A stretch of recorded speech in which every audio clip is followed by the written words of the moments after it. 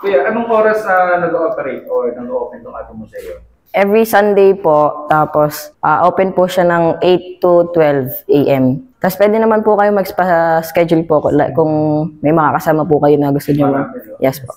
Ano po kuya yung mga reminders natin? Ano po, bawal po dito kumain sa loob, tas bawal po maingay para po mas maramdaman po natin ng solemn po dito sa loob ng museo natin.